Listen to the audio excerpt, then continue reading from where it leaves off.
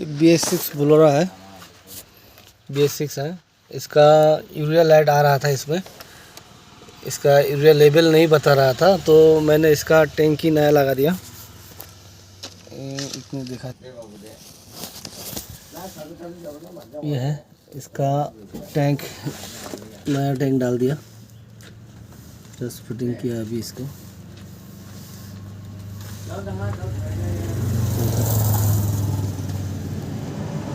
और ये इसका है टैंक, DPF टैंक, इसको चेंज कर दिया मैंने, चेंज कर दिया क्योंकि इसका इस सेंसर लेवल नहीं बता रहा था। ये इस लेवल सेंसर है, यूरिया लेवल सेंसर। इसका ये तो पंप तो ठीक है, डोजर पंप ठीक है, लेकिन ये सेंसर काम नहीं कर रहा था और यूरिया लाइट सिग्नल नहीं जा रहा था, इसका वजह से पूरा टैंकी लगा दिया। अभी मैं आपको लाइव डाटा दिखाता हूँ मैं उसका। ये देखिए अभी इसका यूरिया लेवल पूरा दिखा रहा है।